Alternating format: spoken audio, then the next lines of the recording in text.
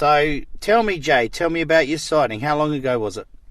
It's quite a while ago now, somewhere early 90s, 1990, 91. I can't be sure after all this time. But Sure. That was around the time that I would have been travelling along this particular road.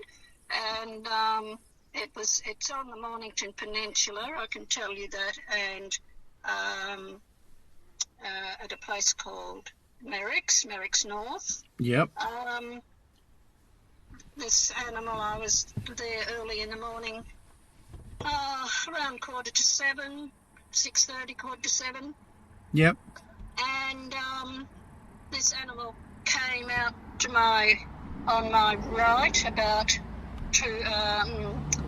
about 200 metres or so,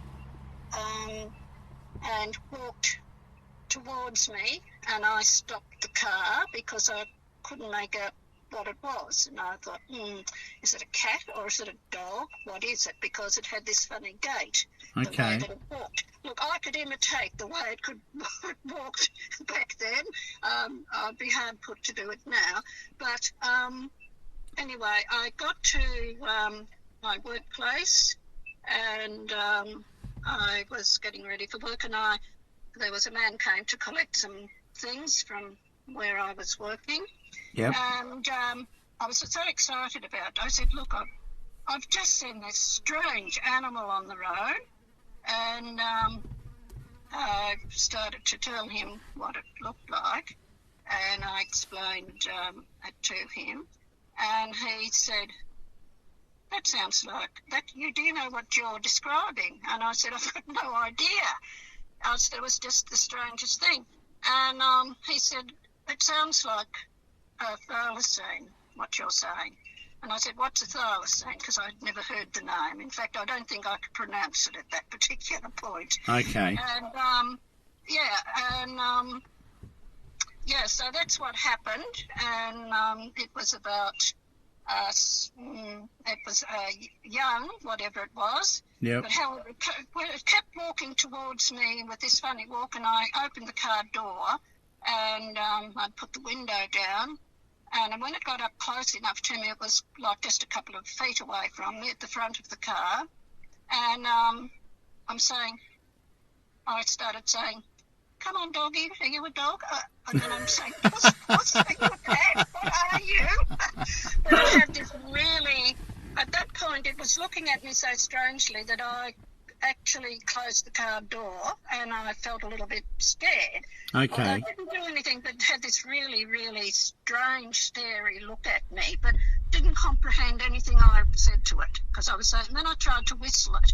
Didn't have a telephone, there weren't, well, look, I may have had a mobile phone at that point in time, but it may not have taken photos. So. Nah, I don't think you would have. But at around that time, mobile phones came in a big bag with a massive battery and sat on your shoulder.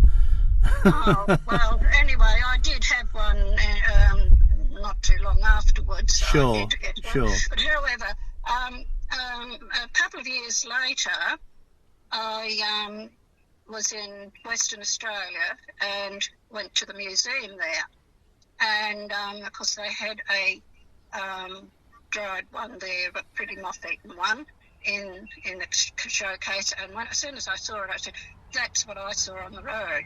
It was bigger than what I had seen. Yeah. But I'm positive that was what I'd seen. Had the stripes down the back, the straight-out tail, funny ears that were not quite, they weren't pointed and they weren't rounded.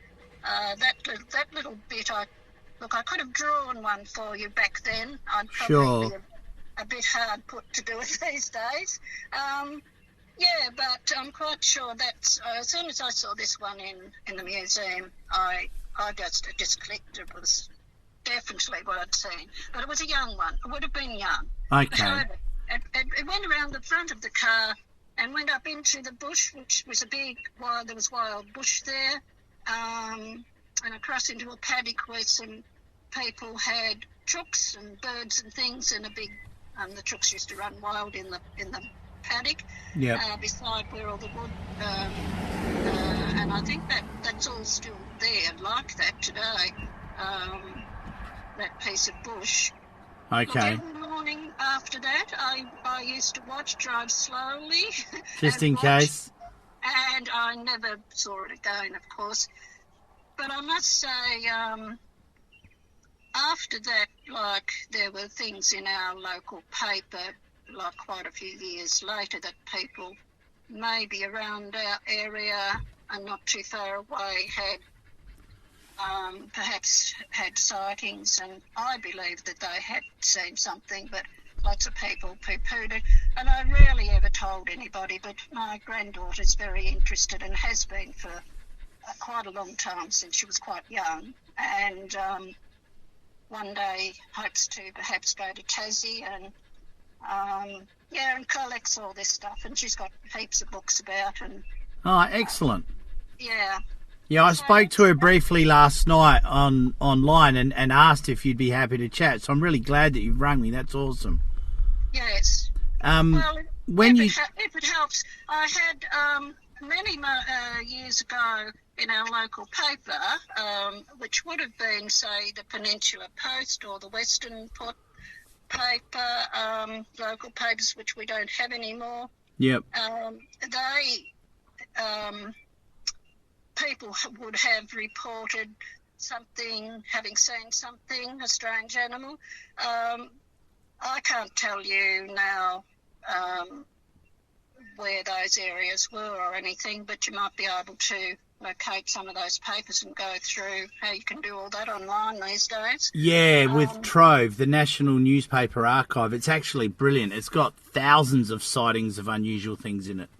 Yes. It's really quite a great resource. You can find very historical stuff in there that goes back to the early 1800s. Yes. When you said it was up real close to the front of the car, you're saying literally 5-10 feet from the car. Closer. Wow. So what colour was it? Fawny colour. Okay. Fawny, sort of light fawn. So it was the typical, stereotypical thylacine, pretty much. Yeah. I have got reports of them being grey, a rusty brown, sort of a red colour as well. Sometimes they come in with no stripes, but the people are adamant that it was a thylacine. Right. So there is a fair amount of variety in what people describe in colour. Yeah. You see, what I always wondered about was, it was obviously a young animal. Where were the parents? And has always been a question in my mind, because it couldn't have been there that young and there'd be no parents. Sure. And when you say that young, are you saying small, like comparable to, say, about a 12-week-old puppy dog of, say, a Labrador, or bigger than that? A Kelpie dog, or... Yeah, okay. A heel of longer legs, though. Yep. And quite a long straight, and it was a straight out tail, and the stripes actually went down the tail as well. Yes. Okay. Like its back, from about its chest, like shoulders. All the way down. All down its back, and not all the way through to underneath. I had a good look at it, because it stood and looked at me, like it just stood there. So this was, from it walking up to you seeing it go away in the bush, a minute and a half? Well, I would say, yes. Yep, okay. Yes. That's and a pretty good look. I got out at the point that it passed in front of the car to follow it. Now, there was a fence, and it was a roadside with scrub and stuff, and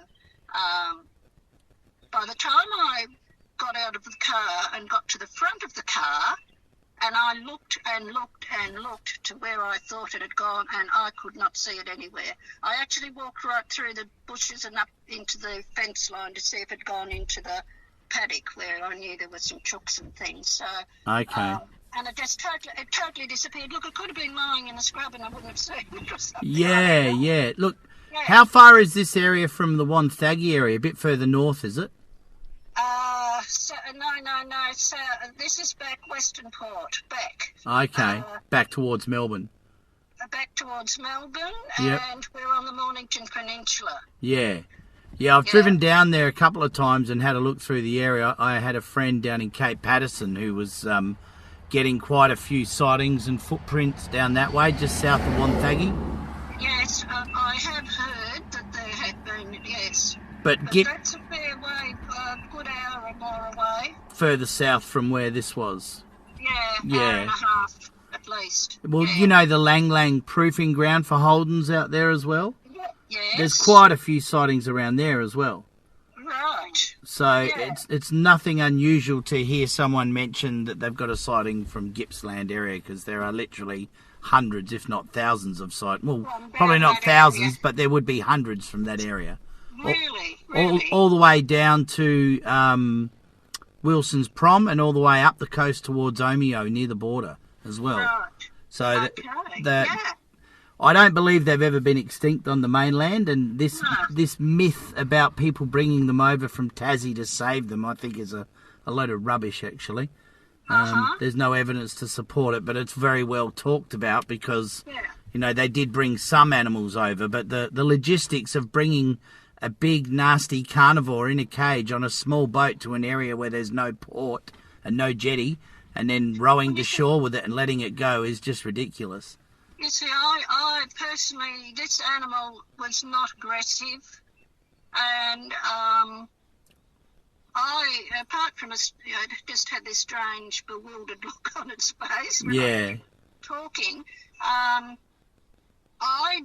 don't believe that they were as aggressive as people say, unless they were. Well, not towards people, no. No. But their prey, I wouldn't want to be, because they as far as I'm aware, they tear their heads off of wallabies and rip the lungs out through the neck cavity. Yeah. They're a blood feeder. They like the blood-filled organs, and we find evidence of that all over Australia. Yeah.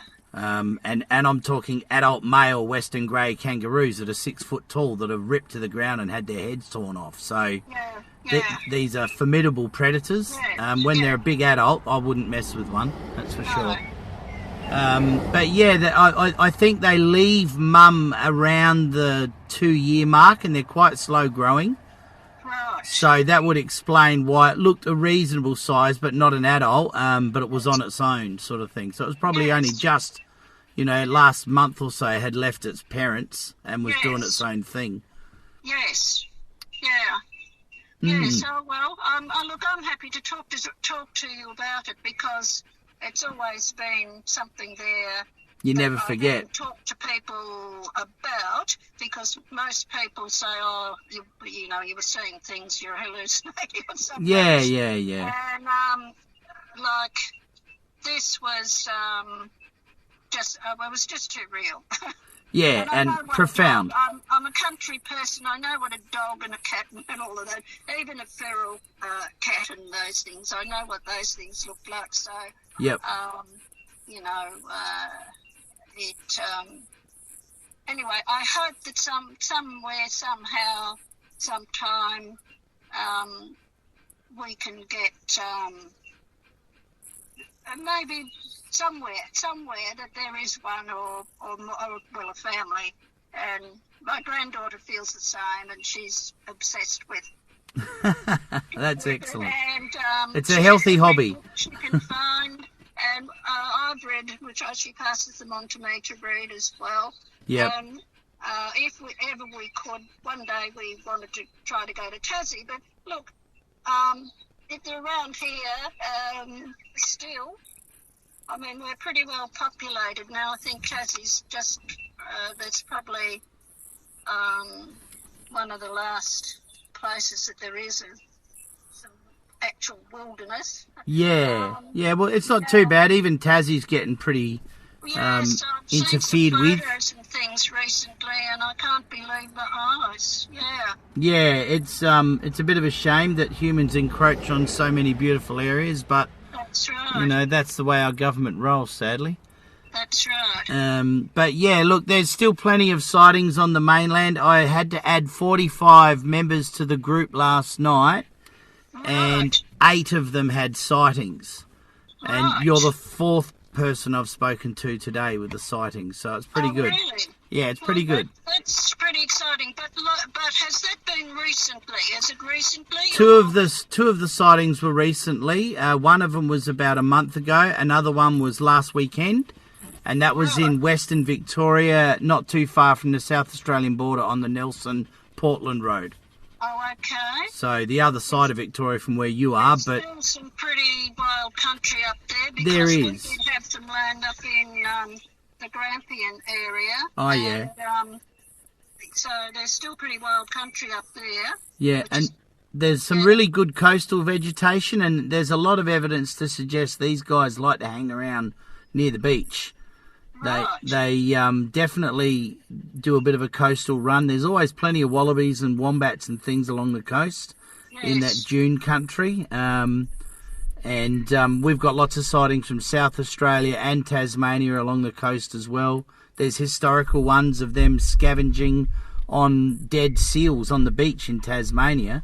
And for a while there, some of the experts thought they hunted seals, but they scavenge. If something's fresh, they'll take the bits they want and leave the rest. It's takeaway food for them. They don't have to work. Yeah. So it only makes sense, you know. We've got a little theory that sometimes foxes get blamed for, and maybe it hasn't been a fox. Correct. Yeah. Yeah, I had a property in the Adelaide Hills, not a property, a street in the Adelaide Hills where 4 families lost their chickens in one winter back in 2017, I think it was, or 16. Yeah. And one family saw the culprit taking the chickens and swore black and blue it was a thylacine, Yes. not a fox. Yeah. So, and I've got a mate down here who's had ducks taken by thylacines, and all they do is break the neck, drink some blood, and then they take the kidneys. That was it. They left the rest of the duck behind. They just take the blood-filled organs. That's what they want. Well, that's very interesting. But I think they take the heads and feed the heads to the young because there's a lot of fat and a lot of protein in the brains. So I think that's why they take the heads for their young ones. Right. But we've had some where the throat's ripped out of an animal and there's no blood and it's lying there on the side of the road and then come past at the end of the day and then the head's gone and the lungs are gone. So I think when that happens, that's the male hunting and leaving food behind for the female who's got young and she's following. Yeah. So he'll do the kill, take the blood and leave the rest for her to feed the young. Yeah. And tell me, you haven't had, do you have any sightings still there like today? Because I know from some of the books that I've read, there's been people over there and set up camps and doing perhaps something a little similar to you, but they've never been able to actually track one down or get a sighting or anything. It's very difficult because they're very solitary animals. I live out in the northeast of Tassie. I first got followed one and saw one in 2010 in October. The next time I saw one was out of my bedroom window one night in January 2014. Right. And I then caught one on a trail camera, but it only showed its stripy bottom rather than its whole head. And that was in 2015. I had a third sighting on my road in March this year, but the most intriguing part of it was these brilliant shiny eyes that I saw in the middle of the road that was like olive-coloured diamonds, a golden olive kind of colour. Oh, yeah. And they were the most sparkliest eyes I've ever seen under any light, way more brighter than a quoll or a cat or anything like that. Yeah. And I just caught the tail end of it as it ran off the road. I got up next to it as it went down the embankment, but it was gone in a flash. Yeah. Yeah. So they're still in this area. I find their prints not too far from my home a couple of times a year, usually in the creek line there where they've been chasing wallabies and stuff. But it's a very public space, so it's hard to leave cameras there without people knocking them off or interfering with them and stuff. So that's a bit frustrating. And it's a popular spot for people to go and hack around on their motorbikes and stuff. So I have to be a bit more discreet with the equipment because, you know, it costs a fair bit of money, all the cameras I've got out. I've got, I think, about 70 cameras out there now. I've had a few die on me this round, so... but yeah, I'm still having a crack at it and trying to get that one clear shot. We had a pretty good shot of a joey, a really tiny baby in March, but of course all the experts came out and tried to tell me it was a paddy melon. which is just a small wallaby. But they've got a very fat bum and a very completely different shape. This was clearly a four-legged animal down on all fours. So I'm quite adamant about what I got a photo of, but it wasn't quite enough to get it over the line, unfortunately. Yeah. Well, from what I saw, you'd have to be pretty quick. You do.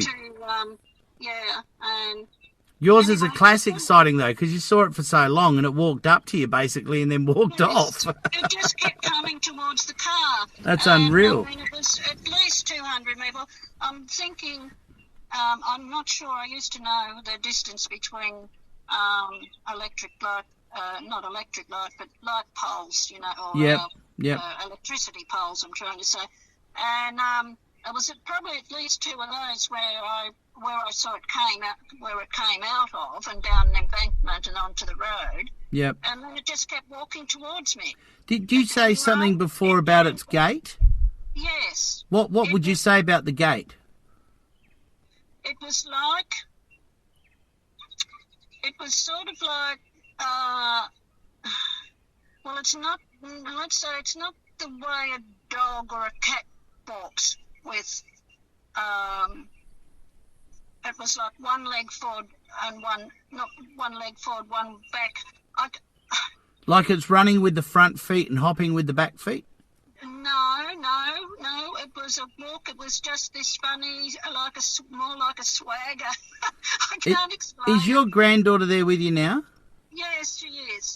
Ask her if she's had a look at Paul Day's video from Sunrise. Have you, possibly at some point. It's in our documentary. Have you watched our documentary on our YouTube channel? Yes. Okay, there's a video towards the beginning there where I'm sitting talking with a fella, and there's an animal that walks past on Sunrise. Oh, yeah. Show your grand that and just see if that's the sort of gait she's talking about. All right. Because that's got a peculiar gait. Yeah. That's probably what she's thinking, I would say. It sort of hop skips. It's sort of skipping, hop, skip. Almost like it's injured. Yeah. Because that's what took my eye when it was walking towards me. But then when it got right up to me, I could actually, it turned and it had its back and its side to me. It was right. I mean, I could have put my hand, if I stayed in the car. Yep. If I got out of the car, I could have put my hand on it. It was that close. That's how close I was to it. Yep. But I got scared when it got about 3 or 4 feet away from me, and I jumped back in the car and closed the door. Rightly so. I had the window down. Yeah. Yeah, and then it just stood at the side of the car, like at the near the wheel covering, the mud guard. The wheel arch, yep. And it sort of stood there and looked at me, and I sort of talked to it through the window, and I kept saying, well, what are you? But it had these really funny, the eyes were like staring at me, but they weren't seeing me or something. It was really weird. Yeah, okay. That really scared me, and I wouldn't get out then. You might have been the first human it had met. Well, possibly. Yep. I mightn't have heard a human voice, so it didn't. Clearly it wasn't scared or fearful of you. I was shaking. I had a couple of miles to go to get to my workplace, and I was so excited. And there was no one there, like only me, to open things and do things. And this other person came, and I think he'd been to Tasmania, this guy. And I said, I'm so excited. I've just seen this really weird animal. And I started telling him what it looked like. Yeah. That's the story I've just told you. And he picked it up from your description. I said, what's a thylacine? You know, I couldn't even say it. I didn't know what he was saying. And, I mean, after that, I did hear of the he said Tassie tiger. Yeah.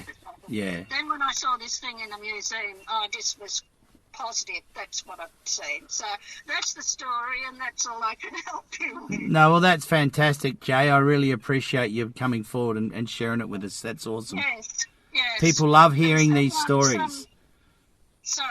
There was someone that had a little ad in one of our local papers asking for people to come forward way back, and I because I was really, really busy working at that time, I didn't Get around to it. get around to speaking to the man. Yep. And I did try ringing him a couple of times. He had his number to ring to, and he was just not very far from us. Was that And, Peter Chappell? I can't remember the name now. Okay. I did keep the little slip of, I did have the cutout of the paper and intending to do it, and never ever then after I did try a couple of times. He could have been away on one of his hunting trips looking. Sure. And I can't even remember the name. I think he may have had a name.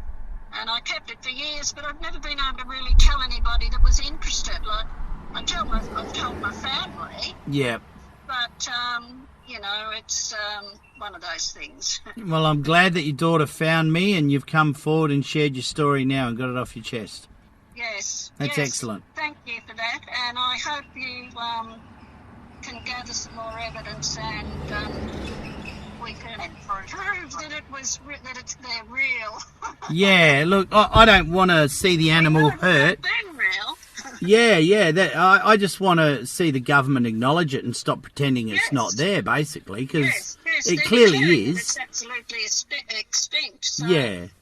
yes, I And understand that. There's a lot of evidence out there that suggests that the experts are completely and utterly wrong, but they're the experts, aren't they?